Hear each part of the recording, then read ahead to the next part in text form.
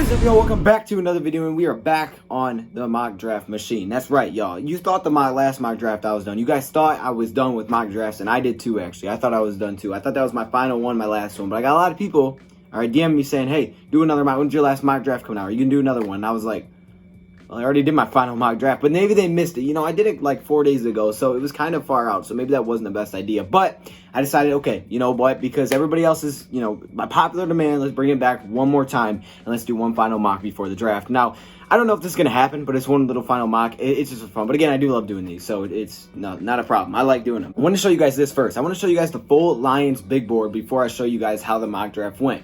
The full Lions big board is something that I've been working on for a while now. I put up the top 10 from every position. Yesterday, you guys gave me some feedback. I moved around players based on what you guys said in the comments. I know Bradley and I went up. I know Josh Uche went down a little bit. I know Kenneth Murray went up. We had some changes. I think A.J. Dillon went up. I can't remember all of the moves, but those were just a few that I can remember off the top of my head, and I changed those. So I changed every position. So, for example, running back, I'll show you guys right now. Running back now looks like, where is running back at? Running back looks like this. Top 10 running backs like that. Dobbins, Swift, and Taylor, I really didn't know how to put them. You see Clyde, Edwards, Hilaire, Cam Makers. You can see I moved up A.J. Dillon to 8 now. I think he was at 9 or 10 last time. He moved up above these two players, and Antonio Gibson's still up here. So, yes, I moved things around based on what you said because I needed some help there. But I wanted to put them all into one big board.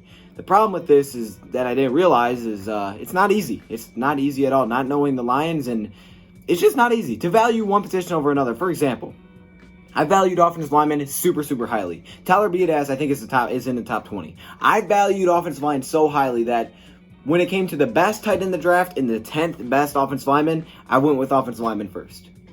I valued what their positional needs were, and that's how I did it based on how I thought. Now, again, none of this, we don't know exactly who they're targeting exactly and whatnot, so this doesn't really matter too much. I don't think it matters too much how the big board looks. It's more about the positions, right? It's more about, okay, you know what? The Lions are on a clock. We think they're going safety. All right, let's see what safeties are there. Is there any of these top 10 still available?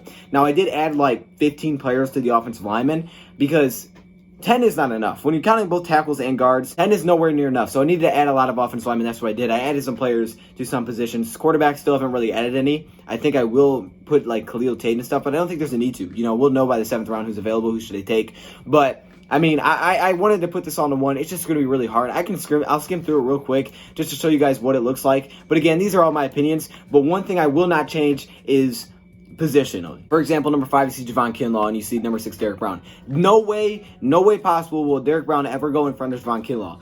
Derrick Brown can go up to 2, but that means Javon Kinlaw's got to be 1. There's no way that I can put Derrick Brown above Javon Kinlaw because our initial rankings said that Javon Kinlaw was ranked number 1. So those won't change. So I kept them in that order every single position. I put him in like that. But I did value things over another. So, for example, Jedrick Wills is above both of them. So yeah, Jeffrey Okudah's above both of them, right? So that's kind of how this is. Really, once I got past 10, it was kind of hard to do. Obviously, the 3 running backs are all clumped together right here. And I got Tyler Biadasz at 22. Yeah, he's going to be a 3rd round pick, but I think for the Lions big board, he's very high on it because he's guard. So I'm just going to kind of fly through this. You guys, it's not really that important. It's really not. I kind of just played around with this. Tanner Muse at 100. A.J. Dillon, 95. Kenny Willekes, I don't even think he was part of our thing. I just added some Khalid Kareem, added some guys there because we need more edge rushers, guys that I thought would be there. Julian Okwara, we didn't actually have him in, but you can see he's 78, and we didn't even account for him. This is the last guy that we had in our top 10 was Anthony Jennings. He's all the way at 73. So, yeah, you can see some positions I just valued a lot more. Jonathan Greenyard, then we got 115 players in total. Michael Onwenu. So, I can edit this. Basically, my thought is during the draft, I will cross out players as they are selected throughout the day 1. So, you know, that way when day 2 comes, we know who's not here. And we'll just cross out players as we go. We'll do that for the draft. I think that's a good idea. I think that's one way to do it. So that's what I'm going to do during the draft. Don't worry about the top 115. It's really when we're talking and we're like, okay, if they go offensive tackle, here's our top 10, or here's our top, 15, whatever it may be. Which one is still available? So that's how we'll do it. We'll just see if we're right for fun. Now, I wanted to use this into a mock draft simulator. Wow, crazy. I know, right? Mind blown. Boom. No one does that. I did it. And it went really well. I think this went really well. And my goal in this one was actually to trade back the 1st round. I still think it's much of a possibility. My last one, we did not do a trade back 1st round. We did a 2nd round. So this time I was like, all right, let's do a 1st round trade back. And basically this is how the trade worked out. I traded with the Chargers. I got 6, 37, and 71. And I gave them my 3rd and my 5th round pick. Now, in real life, I don't think they give us all that this year. I think they'd give us maybe, 637 and a 2021 second or Desmond King. but they were able to accept it, so I couldn't decline it. So that's the one trade we made. I think that's the only trade we made during the draft, I believe. I tried to make some other ones, but nothing else really worked, so I just rocked with that. I'm going to show you guys my draft right now. Obviously, you know, we don't know what's going to happen. I think this went really, really well, and I went off the big board and how I felt like you guys felt and stuff like that. So let's just look at it. Boom, we'll start at the top. At number 6, we traded back. Jeffrey Okudah was available, had to take him. He's, you know, on our big board, he is the 3rd best player. He is the top cornerback, however, and I ranked him as 3rd. You know, I guess everybody has their own opinion there, but he is our 1st best cornerback. So Jeffrey Okudah had to come in.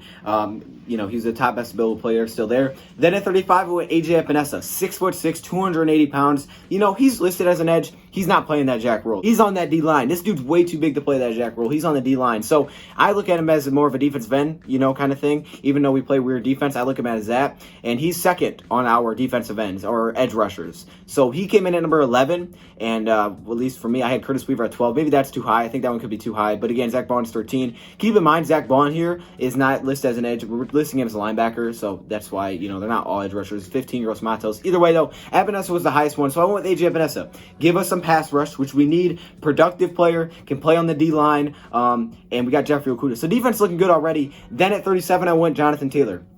He was the best running back available. All the other top running backs were gone. When I was doing it, I had J.K. Dobbins and DeAndre Swift were both gone. Clyde Edwards was still there. My thought was maybe I could trade back in the 2nd round as well and acquire Clyde. Couldn't get a deal done, so I took Jonathan Taylor. He is in the top 3 of our running backs available. So I was like, all right, let's get a workhorse. Let's get a guy that we can get the ball to a lot, and that's Jonathan Taylor. Take some pressure off of Stafford. Then at number 67, I went with another skill position. I took T. Higgins, the wide receiver out of Clemson. 2nd time. Last time I did a mock, he fell there too. T. Higgins is like number 5, I think, for our wide receivers. So again, I was actually using this by position. Mims was gone, Judy was gone, Higgins was still there, Chenault was gone, Rieger was gone, and since Higgins was there, I was like, well, I got to take him. So I took T. Higgins because he was so high on my big board. Then we went with Troy Dye at number 71. So we had 3 third-round picks because of the Chargers trade. We took Troy Dye, and I felt like Troy Dye was great. 6'4", he can cover, which is huge. That's something that we don't have a lot of other linebackers. This is the linebacker group now that I adjusted it. Malik Harrison at 10, Logan Wilson 9. Jordan Brooks, I moved him up, I think, a spot or 2 spots to number 8. Akeem Davis-Gather, I think he went down a little bit. Troy Dye went to 5. Willie Gay jumped ahead of Troy Dye. He was gone. Kenneth Murray went to number 3 on my board here because a lot of people wanted to see him up. So I moved him up pretty far. And Troy Dye was still there. He was the best out of all of them. I like Troy Dye a little bit more better than Akeem. So I went Troy Dye because of the size, 6'4", and he can cover very, very well. He's just an athlete. I mean, he is an absolute athlete. I was surprised he fell. Then at 85, I went with Bradley Anae. He was one of the top edge rushers. Everybody was saying he deserves to be higher, and I was like, really? I mean, I guess. And so I moved him up to here. So he's right behind Terrell Lewis. I think Terrell Lewis was gone. All of these guys were obviously gone. So I went with Bradley Anae. I went with the top edge rusher on our big board, and we got a guy to get pressure. Now you're probably thinking, okay, well, wait, you already got AJ Epinesa. Well, Epinesa is going to be on the D line, all right? Bradley Anae can fight for that jack role. That's where I see him. And if he can't win that role, he'll be some nice depth or something, or be a nice prototype player, or a player that you can use in special teams. But that's what he's competing for. That's probably what he's going to try to start at right away if we stay in a similar defense. But Epinesa ain't playing that role. So that's why I did that. At number 109, I went with Tyler Beedaz. There was also a Jordan Elliott, which I was really considering Jordan Elliott, or should I go with Bradley Anae when that pick was on the board? I went with Bradley Anae because, again, the jack rule. I feel like Elliott with Epinesa would kind of be just really stacking the D-line, but I didn't necessarily think that was a must because I feel like I could get depth there later. We already have a lot of depth. So here, where's my next pick? Hold up. What I say I do? I take Tyler Beedaz. Tyler Beedaz was 5th, I think, on offensive lineman, or 2nd on offensive lineman. Okay, for interior offensive lineman. 2nd for interior offensive lineman, right in front of Damian Lewis. I think he was also available, but Tyler was our top one. He was the top player, I think, actually on the board at that point, so I took Tyler. Then number 166, we went Geno Stone, who is our safety, which I think came in 7th. Is that right? 1, 2, 3, 4, 5, 6. 6th. Right after Ashton Davis. Geno Stone was there, so I took him. Jeremy Chin went before my pick as well. Then we went Raekwon Williams. He was someone I added later, so that's not someone that we actually had in there, but I wanted some defensive line depth. I was considering getting Kevin Dotson, but I went with Raekwon Williams. I don't think Kevin Dotson was actually there, but I went with Raekwon Williams. He wasn't there. He wasn't there. I was looking for Dotson. He wasn't there because I was waiting to see if he'd be there. He wasn't there, so I went with the defensive line depth. It was either that or a backup quarterback, and there was no one that fell that I was like, yes, I need him. So I was like, okay, Raekwon Williams, good depth. You guys like him out of Michigan State, so I took him. And then at 235, I went Khalil Tate. I was getting hyped up about Khalil Tate yesterday. A lot of people were telling me how great he was, so I was like, let's do it. So that's our backup quarterback. I think this draft came out phenomenally. I think there's picks that some people are going to agree with, some people aren't, but it is what it is, man. It's just another fun mock. The draft is tomorrow. Let's get it. If it turns out like this, I will be super happy. Let me hear your thoughts, comments below. What do you guys think about the big board? And it should be exciting. Thank you, Pride, for watching, and I'm out.